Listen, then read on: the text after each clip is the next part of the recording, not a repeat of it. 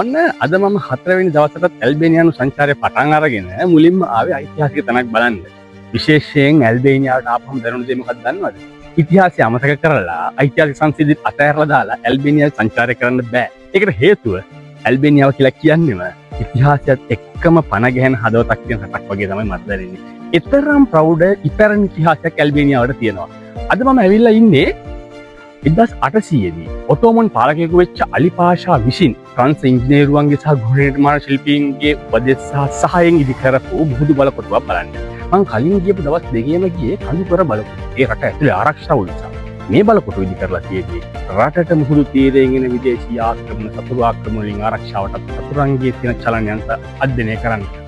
ඒ වගේම මේ බලකොටුවේ තියෙන සුවිශේෂීත්වය තමයි අද වෙනකොට ඇල්බේනියාවේ සංරක්ෂණය කරලා තියෙන බලකොටු අතර හොඳින්ම සංරක්ෂණය වුණු මුහුදු බලකොටුවක් විදිහට මේ බලකොටුව හඳුනා ගන්න පුළුවන්. බලකොටුව ඇතුළට ගිහිල්ලා අපි බලකොටුව මොකක්ද කියලා ඒ තත්ත්වයන් කොහොමද කියලා කතා කරමු. දකුණු ඇල්බේනියාවේ සරන්ඩේ සහ හිමාරේ කියන නගර දෙක අතර පිහිටි එම් බලකොටුව හඳුන්වන්නේ පෝටෝ පැලෙර්මෝ බලකොටුව විදියට. නීල වර්ණයෙන් බබලන අයෝනියානු මුහුදේ පිහිටි ස්වභාවික වරායක තියෙන කුඩා අර්ධද්වීපයක තමයි මෙම බලකොටුව ඉදි කරලා තියෙන්නේ. මේ බලකොටුව ඉදි කරන්න කලින් මේ වරාය මැද තිබුණු කුඩා දූපතක තමයි මේ බලකොටුව ඉදි කරලා තියෙන්නේ. පසුව මේ දූපත පිටාපටු මාර්ගයකින් ගොඩබිමත් සමග සම්බන්ධ කිරීමෙන් අනතුරුව අද පවතින අර්ධද්වීපය නිර්මාණය වෙලා තියෙනවා. 19 වන සියවස ආරම්භයේ හිටපු බලවත් ඔටෝමන් පාලකයෙකු වුණු අලි පාෂාගේ අනුදැනුමෙන් මෙම බලකොටුව නිර්මාණය වුණා කියලා වර්තමානයේ පිළිගත්තට ඇතැම් ඉතිහාසඥයන්ට අනුව අලි පාෂාට ප්‍රථමයෙන් වැනීසියානු ආරක්ෂක ස්ථානයක් ලෙස මෙතන පැවතුණා කියලත් සාධක තියෙනවා.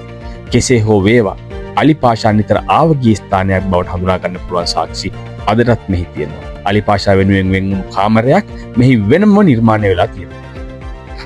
1800 පස්සේ දෙවන ලෝක යුද්ධ කාලය වෙනකොට මේක නාවික මර්මස්ථානයක් විදිහට නාවික වශයෙන් ඉතා වැදගත් සංස්ථානයක් විදිහට පාලනය කරලා තියෙනවා. ඒකට හේතුව මේ පිහිටීම. මේ බොක්කාසිතෝ පිහිටි බලකොටුව ත්‍රිකෝණාකාර විදිහට ඉදි කරලා තියෙනවා. ගොඩබිම් පෙදෙස ඒ වගේම බොක්කේ දෙපසම ආරක්ෂා කරන්න පුළුවන් විදිහට තමයි මේ බලකොටුව ඉදි කරලා තියෙන්නේ.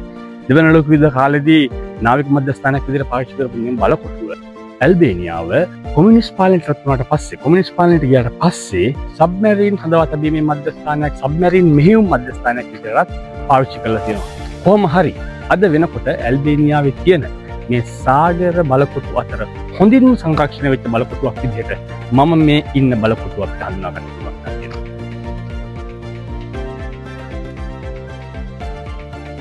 මෙම බලකොටුවේ තියෙන සුවිශේෂීත්වය වන්නේ මේ ත්‍රිකෝණාකාර සැලැස්ම. සෑම කෙළවරකම පිහිටලා තියෙන බැස්ටියන් 3 සහ මැදේ ඇති ගෝලාකාර වහලයක් සහිත මධ්‍යම කුටිය මුළු පේටෝ පැලෙර්මෝ බොක්කම නිරීක්ෂණය කරන්න පුළුවන් ආකාරයට නිර්මාණය කරලා තියෙනවා. ඒ අනුව මුහුදු ආරක්ෂාවට ඉතාම වැදගත් වුණු මර්මස්ථානයක් විදිහට මෙතන හඳුනාගෙන තියෙනවා. 20 වෙනි සියවසේ පැවති කොමියුනිස්ට් පාලනයත් සමග මෙම ප්‍රදේශය හමුදා කලාපයක් වුණු බැවින් සාමාන්‍ය ජනතාවට ඇතුළු වීම තහනම් කරලා තියෙනවා. කෙසේ වෙතත් කොමියුනිස්ට් පාලනයෙන් පස්සේ මහ ජනතාවට සහ සංචාරකයන්ට මෙම බලකොටුව දැක බලා ගැනීමේ අවස්ථාව උදා වෙලා තියෙනවා. අදට දකින්න ලැබෙන ඇල්බේනියාවේ අනෙකුත් බලකොටු සමග සැසඳීමේදී මේ තරමක් කුඩා බලකොටුවක් වුණත් බලකොටුවක දැකිය යුතු අනිවාර්ය ලක්ෂණ වන සෙබළුන්ගේ නවාතැන් ගන්න ස්ථාන, නිලධාරීන් රැඳී සිටින ස්ථාන, සාකච්ඡා පවත්වන ස්ථාන, මුළුතැන්ගේ, සිරමැදිරි, ආයුධ ගබඩා ආදී සියලුම අංගයන්ගෙන් මේ බලකොටුව සමන්විත වෙනවා. ශතවර්ෂ දෙකකට අධික කාලයක් මුහුද දෙස නිහඬව බලා සිටින පෝටෝ පැලෙර්මෝ බලකොටුව යුද්ධ, රාජ්‍ය පාලනය සහ ඉතිහාසයේ වෙනස්කම් සියල්ලටම සාක්ෂි වෙමින් අද වන විට ඇල්බේනියාවේ අතීතය හා ස්වභාව සෞන්දර්යය එකට එක් කරන අද්විතීය උරුමයක් ලෙස රැඳී පවතිනවා.